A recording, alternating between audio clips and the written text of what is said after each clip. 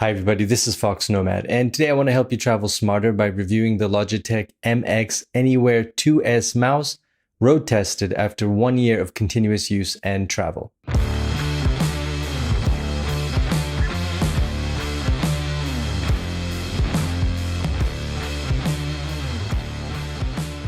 So I picked up this Anywhere 2S mouse about a year ago, right about the same time that I picked up the 2. But if you notice that the 2 and the 2S are the same price, so if you want to check out my comparison video showing the difference between those two mice, then you can take a look. I'll link to that in the description below. But if you're looking at this mouse, which is the 2S, my road tested is a series where I take a piece of tech and I put it through a year, 2 years of extended travel. And in this case, I've been using this mouse for a year. So here's how well it's held up. So from a physical standpoint, it's held up extremely well. This smooth matte finish on the outside, I was a little bit worried that it would get scuffed up or it would get marked up, but it really has held up really well. Aside from keeping it in a case when I'm moving it, so when it's in my backpack, when I'm traveling, I do have a soft shell case that I got for it, which is a generic brand, which I'll link to down in the description below.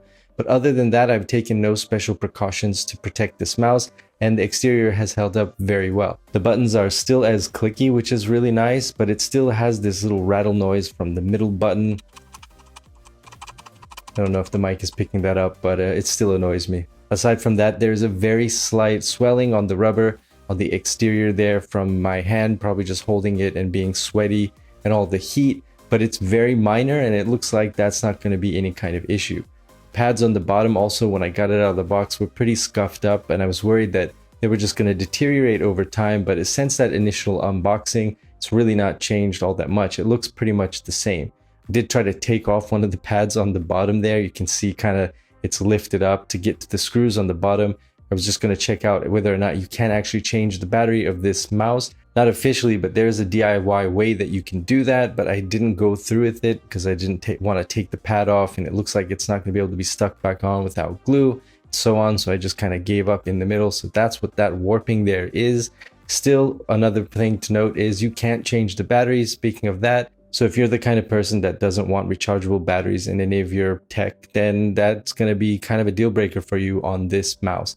For me, the battery life has been absolutely excellent. I like not carrying extra batteries for my tech products. I like it. It's easier when I'm traveling. There's less things to carry and keep track of. And over time, the battery life of the MX Anywhere 2S mouse has been excellent. I get at least a month of continuous use. I mean, that's like 8 hours of heavy use, video editing, sound editing, and all of that.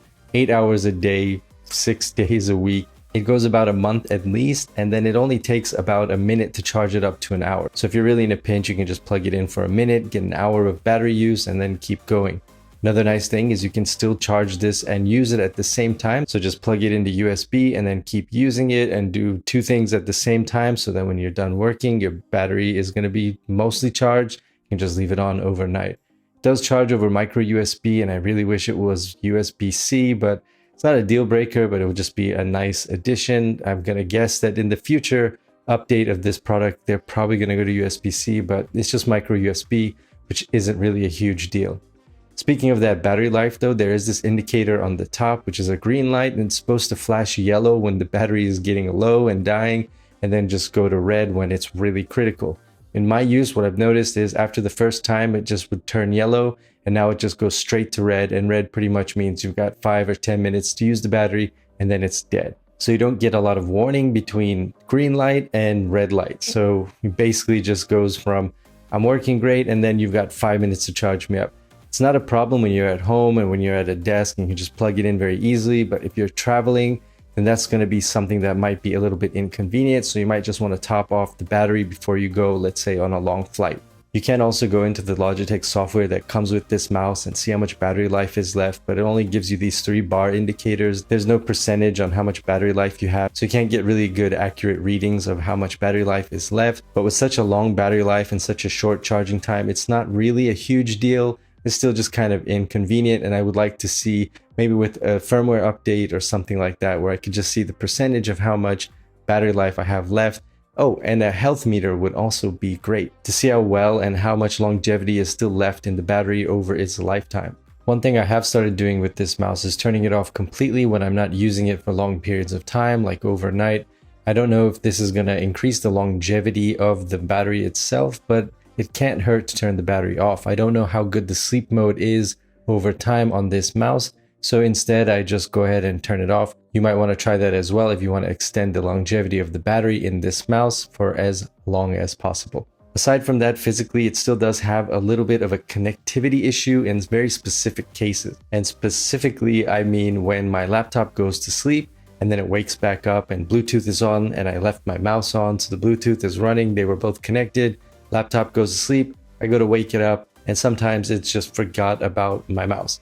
Same thing if I turn the mouse off and then I turn it back on, the 2S finding my laptop again doesn't always work. I'd say it's about a 75% hit rate, and then after that you've got to kind of do this game of turning Bluetooth on and off on both devices, waiting a couple seconds, see if they connected.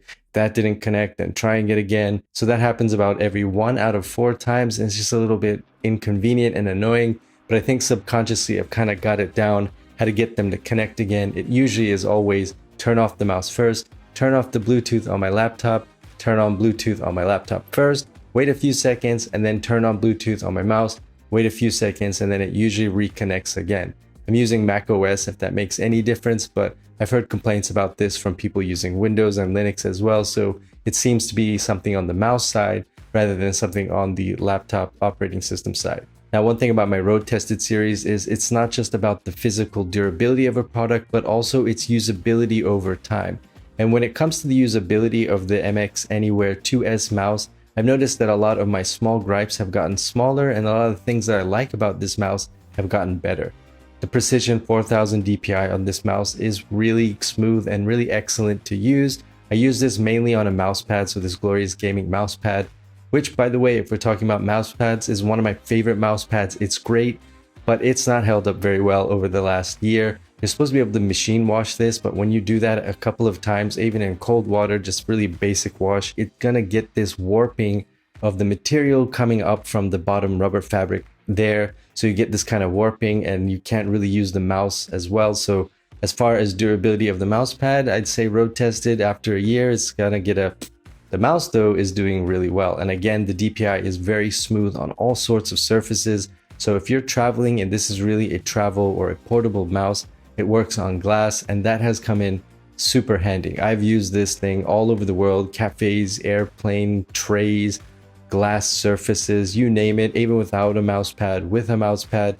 It's just done a great job. It never loses the mouse pointer, which is great, so it's an excellent travel mouse in that regard. I love the infinite scroll feature, which I find myself using a lot, which is this wheel in the middle. If you've set that to infinite scroll mode, just by clicking down, you just kind of let it roll. It will just keep rolling and rolling and rolling, and then you can just scroll down web pages really fast. If you're doing Photoshop, there's kind of a nice sort of, even if you're video editing, there's sort of a nice kind of momentum to it. It's almost like when you pull down an iPhone screen and it kind of bounces back up. You know what I mean?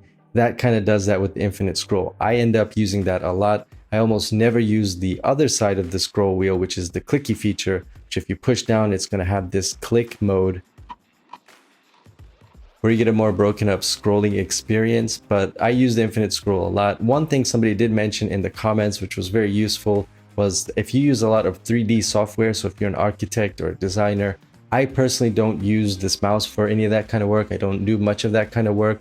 They did note that if you are using that, you can't click with the rolling, sort of with that roll scroll wheel. What that means is that wheel doesn't have a click and you can't map it through the software. It basically has only two functions, infinite scroll or the clicking scroll, but it doesn't work as a clicking button, which I'm told, thanks to you, that with 3D software, that can be kind of a major pain in the butt. You do have this button on the top, which you can map to other functions here, which you can use as a alternative, but it's not going to be quite as good because it's further up on the mouse. So it's not going to be as comfortable to move your finger all the way back from the scroll wheel if you use that feature a lot. Speaking of buttons that you can use, you do have these two buttons here on the side by your thumb, which can be mapped. I found myself almost never using those. I just use infinite scroll. I don't use those buttons pretty much for anything. If you game a lot maybe, or you do a lot of Photoshop where you map a lot of functions into your mouse, that might be useful for you, but personally I just never use them. So overall, considering that the MX Anywhere 2S mouse has held up so well over the past year, and for some strange reason, Logitech still has it at the same price as the 2, which is its predecessor, which I still don't understand, it's pretty much a no-brainer to get the 2S. Now, like I mentioned in that comparison video, I wish that you could have the 2 body and then the usability of the 2S, because the 2 is a little bit bigger, it's a little bit more heavy, it's got a little bit of a better bulk to the design, the buttons are a little bit crisper. But in the 2S, you've got a lot more usability features. You've got the flow technology where you can use 2 screens with 1 mouse, which is really useful. You've got the infinite scroll, and so on and so on. But just taking a look at the 2S on its own, given its price, it makes a lot of sense for people, but it might not be a daily driver for everybody. So this is not a mouse that you would want to use every day, particularly if you have larger hands. Given that it is a travel mouse and it's designed to be more portable, it's not as ergonomic as the MX Master series or other larger mouses that Logitech makes or other manufacturers make. If you've got larger hands, you're going to want to get something that's more ergonomic. If you have smaller hands, you could probably use this as a daily driver and it's not going to be too bad. But as far as travel goes and portability goes, this is an excellent travel mouse. It's going to take up less space in a cafe or on an airplane, tray table, all those places where you would use a travel mouse heavily. It's really good for that. So overall, in my 1-year test of the MX Anywhere 2S mouse, I'd say it's done an excellent job of durability, and all the things that I didn't like about it, the small gripes I had about the usability a year ago, have gotten a lot smaller. Those gripes are things that were really minor, and as I've used this mouse, I've realized that those things were still minor and got less and less important as I used the mouse. All the things that I really do like about this mouse have really come in handy. Great battery life, great physical durability, great features that I use a lot like the infinite scroll. So if you're wondering if this mouse is going to hold its value over time, it definitely is, because it's a very durable mouse that I can easily recommend to you. Thanks very much for watching this video. I'll link to all my Logitech mouse videos down in the description below. And while you're down there, make sure you hit the like and subscribe buttons. I'll have new videos for you every week. Thanks again for watching, and I will see you in the next video.